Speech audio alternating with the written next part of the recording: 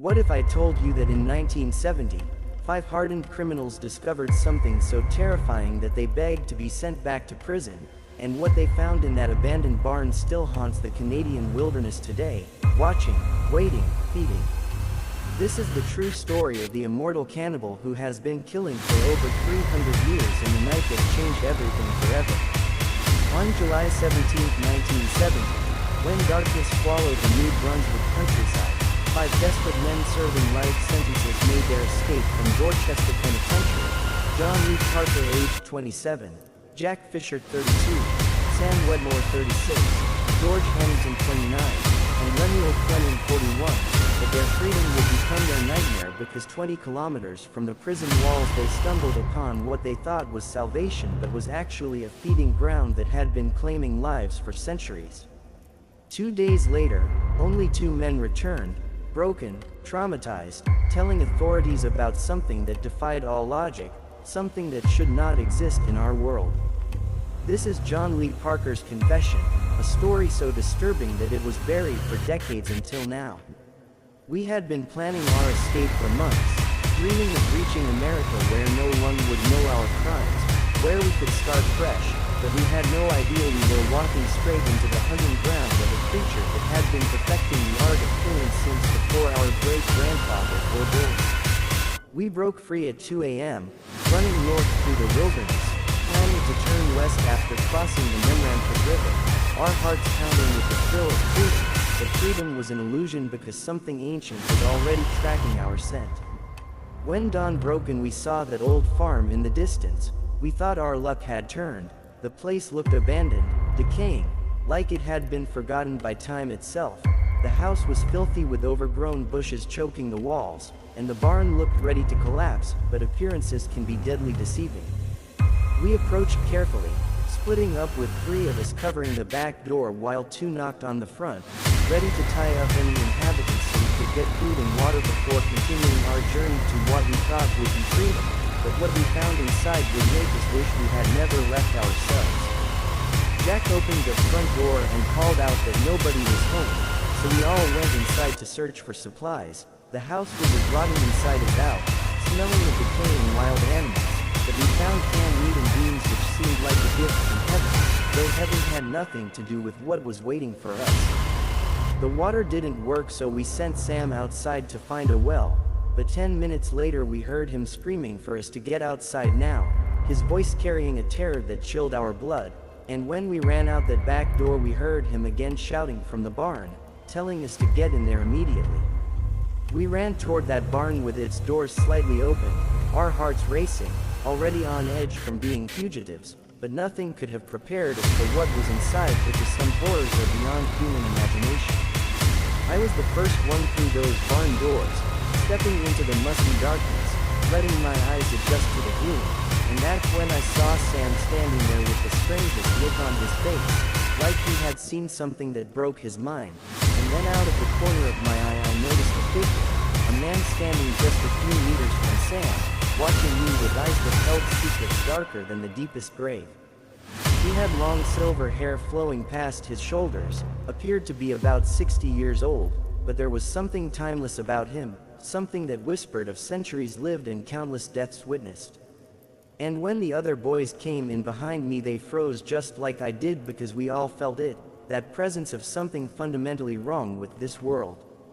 Jack, always the hothead, demanded to know who the old man was and if he lived there, but the stranger just kept staring at me without saying a word, those eyes boring into my soul like he could see every sin I had ever committed, every dark thought I had ever harbored, and I knew in that moment that we were no longer the predators in this situation.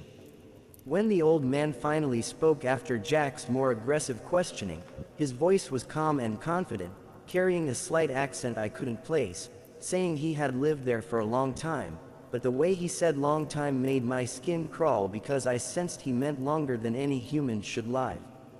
We tied him to a chair with baling twine, Jack ordering Sam and George to secure him while the old man offered no resistance, just sat there staring with that expressionless face that held more menace than any threat could convey, and I felt a chill run through me because I had grown up with evil. My father had murdered my mother when I was 14, and I could smell danger like a wolf smells blood.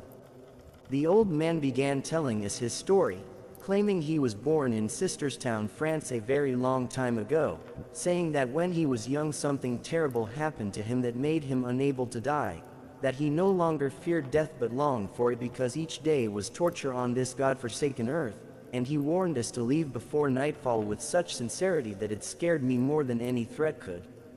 We ate our canned food and shared water while the boys talked about their American dreams, but I couldn't shake the feeling that this old man was the most dangerous thing I had ever encountered, more dangerous than any convict or guard or cop, because there was something inhuman lurking behind those ancient eyes. As evening approached and we prepared to leave, I fell asleep during my watch duty and woke to find the old man gone, the baling twine ripped to shreds on the ground, torn apart with inhuman strength, and we heard noises coming from the back rooms of the barn that made our blood turn to ice water in our veins.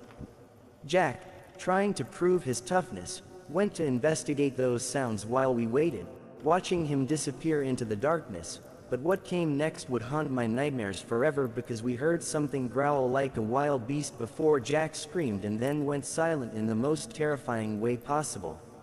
We tried to escape but found the barn doors chained shut with a padlock, trapping us inside with whatever had taken Jack, and that's when we heard it again, that inhuman growl followed by something running on four legs toward us through the darkness, moving with predatory grace that spoke of countless hunts and endless kills. Sam's blood-curdling screams filled the air as something tore out his throat, the sound cutting off abruptly in a wet gurgle that told us he was gone, and Lemuel yelled for us to run, but there was nowhere to go because we were trapped in this feeding den with a monster that had been perfecting its hunting skills for centuries. I ran blindly through that dark barn, crashing into things, almost knocking myself unconscious, until I reached what I thought was the back wall and stood there trying to catch my breath while the silence pressed down on me like a burial shroud, broken only by Lemuel's dying screams from somewhere in the loft above. Then I heard Jack's voice whispering from the darkness, telling me he found a way out, but I knew I had heard Jack scream and die, so what was calling my name with his voice, what was trying to lure me deeper into this nightmare where reality had twisted into something unrecognizable? I found Jack bleeding heavily on the barn floor, helped him through a gap in the barn wall, and we escaped into the night, walking until dawn when we flagged down help on a busy road, knowing that people would recognize us as escaped convicts but not caring because anything was better than staying in that place of death. When police investigated the barn, they found the old man sitting calmly in the loft reading a book, asking what took them so long like he had been expecting them, and they discovered a hidden room filled with the bones of dozens of people, some picked clean, others with fresh tissue still clinging to them, including the remains of Sam and Lemuel. The search of the entire property revealed what authorities suspected were the bones of nearly 100 victims collected over decades, maybe centuries, with items in the house dating back to the 1700s, including a photograph of the old man that experts confirmed was taken in France in the 1850s, proving he had been alive far longer than any human should be. The old man was imprisoned until 1984 when he simply vanished from his cell, disappeared like smoke, and search teams never found him despite extensive efforts, but the family who later bought the farm reported seeing a strange old man walking the property boundaries, standing and staring before melting back into the trees like a phantom. When asked what killed his friends, John Lee Parker's answer was simple and terrifying: a werewolf, and Jack Fisher, who survived with severe injuries requiring his left arm to be amputated, corroborated every detail of this impossible story that challenges everything we think we know about the world. The old man never revealed his true name to authorities, so they simply called him the old man, and when asked if John's story was true, his chilling response was, "I don't deny it," spoken with the confidence of something that had been feeding on human flesh for centuries and felt no shame about its nature. But here's what terrifies me most about this story: if this creature has been killing for over 300 years and simply vanished from prison in 1984, where is it now? Is it still out there in some remote location, still hunting, still feeding, still adding to its collection of human bones? And what would happen if you stumbled across its current hunting ground on a dark night when you thought you were alone? This true story from the Canadian archives proves that some monsters are real. They walk among us, they have been perfecting their hunting techniques for centuries, and they are still out there waiting for the next group of unsuspecting victims to wander into their web of death and terror. What's your theory about what the old man really was? Have you ever encountered something that defied explanation in the wilderness? Share your thoughts in the comments below, because stories like this remind us that the world is full of mysteries we may never understand. And if you want to hear more true horror stories that will keep you awake at night questioning what's really lurking in the darkness beyond our safe little bubbles of civilization, then subscribe to this channel, because the truth is often more terrifying than fiction, and there are so many more stories of real monsters waiting to be told.